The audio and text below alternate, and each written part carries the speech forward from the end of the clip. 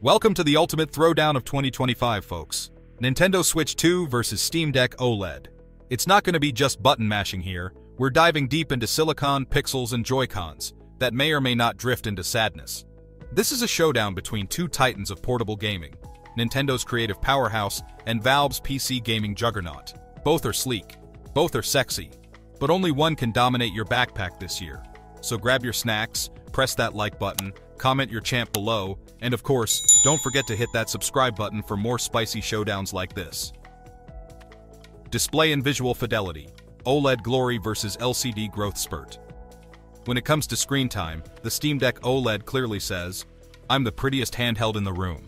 With a luscious 7.4-inch HDR OLED panel boasting a peak brightness of 1000 nits, 110% P3 color gamut, and a refresh rate that hits 90 Hz.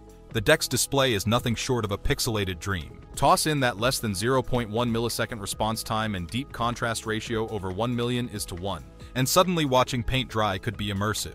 It's touch-enabled too, because tapping your way through menus just feels good when it's this snappy. The Switch 2 answers with a 7.9-inch LCD screen that finally goes full 1080p 1920 by 1080 in handheld mode. Thank you, Nintendo. It only took 8 years.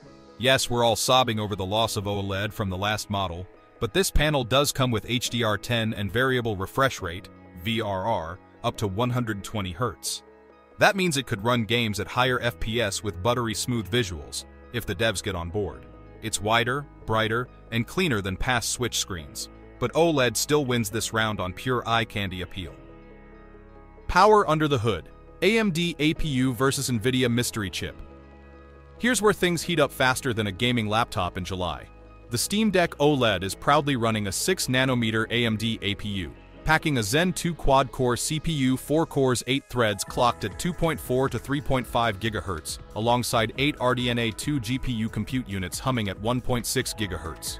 That combo delivers roughly 1.6 teraflops of FP32 performance, making it a portable beast.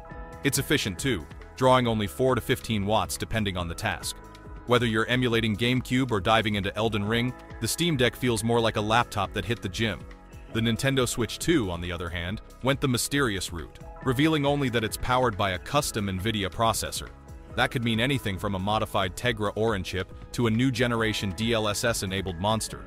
And while exact CPU-GPU details are MIA, we do know it can output 4K at 60 frames per second when docked, or hit 120 frames per second at lower resolutions like 1080p or 1440p. That screams serious power upgrades, but without concrete specs, the deck wins by transparency and sheer desktop gaming muscle. Battery brawl. Who lasts longer on the road? Battery life is the most unsexy but crucial aspect of any portable gaming console, and here the Steam Deck OLED flexes smart efficiency. With its 50 watt-hour battery, you're looking at 3 to 12 hours of gameplay depending on what you're running. Indie pixel art game? You'll cruise. Cyberpunk 2077 on high settings? Better bring the charger. Still, it supports 45-watt fast charging via USB-C and comes with a decent 2.5-meter cable, which makes playing while plugged in feel less like you're tethered to a wall like an old Nokia. The Switch 2, armed with a 5220 mAh lithium-ion battery, offers a more modest 2 to 6.5 hours per charge, depending on the title and settings. That's pretty much identical to the OG Switch, and actually worse than the Switch OLED and Switch V2 models, which boasted 4.5 to 9 hours. With HDR10 and higher resolutions in play, this makes sense, but it does feel like a step backward. Charging still takes around 3 hours in sleep mode, so if you forget to top it up before heading out, you're looking at a handheld siesta rather than a gaming spree.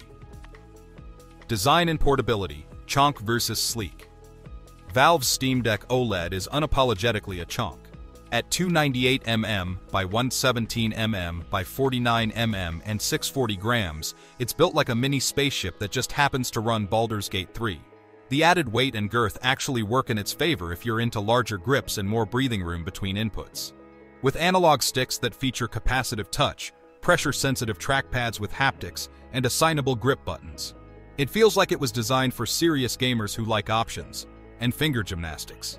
The Nintendo Switch 2 is slimmer, taller, and still very portable, measuring 4.5 inches tall, 10.7 inches wide, and weighing about 1.18 pounds with Joy-Con attached. It remains delightfully manageable. It fits in most travel pouches, doesn't scream gamer in public, and it still has that classic Nintendo charm. However, the lack of confirmed Hall effect joysticks is slightly concerning. If Joy-Con drift returns in 2025, there may be riots in the streets, or at least some very angry Reddit threads. Audio and immersion. Which one sounds like victory? The Steam Deck OLED delivers stereo audio backed by an embedded DSP for an immersive listening experience. Dual mics help with communication, and it supports audio via USB-C, DisplayPort, or Bluetooth 5.3. Add in HD haptics, gyro controls, dual ambient light sensors, and you've got a setup that practically anticipates your gaming needs before you do. The Switch 2 introduces support for linear PCM 5.1 ch surround sound, which is a huge jump in immersion, especially if you're using headphones. There's also a built-in monaural mic with noise and echo cancellation, as well as auto gain control. After a software update, you'll even be able to simulate surround through stereo speakers. A neat trick for couch play. Still, the Steam Deck arguably provides a fuller sound suite, thanks to Valve's focus on premium hardware inputs and feedback. Storage and expandability. Who holds more games? In 2025, if your handheld can't store 100 GB open-world titles and live to tell the tale, what are we even doing? The Steam Deck OLED comes in 5 and 12 GB and 1 TB NVMe SSD configurations, with speedy microSD card support to boot. You can also connect external drives via USB-C or expand further with docked accessories. It's like a tiny PC that carries your Steam library on its back like Atlas with better RGB. The Switch 2 ships with 256 GB of internal storage. Finally, a leap from the embarrassing 32 GB on the OG Switch. But here's the catch. Nintendo ditched regular microSD-XC in favor of microSD Express cards. That's a fancy way of saying better speeds, but nope, your old cards won't work. Expansion goes up to 2 TB, but the new format may sting a bit if you've invested in the old ones. Also, physical cartridges are still a thing here, so you can offload storage stress onto real-world media if you're into that retro charm. Connectivity and OS, open system or closed castle. Steam Deck OLED runs SteamOS 3, based on Arch Linux, with the KDE Plasma desktop environment. Translation? It's a hacker's paradise. You can install other game launchers like Epic or GOG, emulate old consoles, run Windows if you're feeling masochistic, and even plug it into a monitor for full desktop action. Wi-Fi 6E and Bluetooth 5.3 with a dedicated antenna make wireless performance rock solid too. The Switch 2 goes with Wi-Fi 6, adds 2 USB-C ports, and keeps the trusty 3.5mm jack. Its OS remains that signature Nintendo environment, polished, simple, and closed like a fortress. If you're into ease of use, that's great, but if you want to mod Tears of the Kingdom into Skyrim, you'll have a tough time. Nintendo giveth, and Nintendo lockdowneth.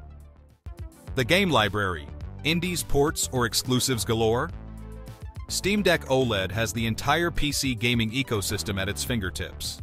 Every Steam title, plus those from Epic, GOG, and itch.io, is a potential portable joyride. Want to run AAA blockbusters like Starfield, Alan Wake 2, or thousands of weird indie gems? Go wild. Plus, the deck's open nature means emulators run like butter. It's a retro dream, a modern machine, and a sandbox for modders. Switch 2, meanwhile, is all about Nintendo magic. We're talking Zelda, Mario, Metroid Prime 4, Splatoon 4, and probably 12 more Pokemon games before 2026. These are titles you cannot play anywhere else.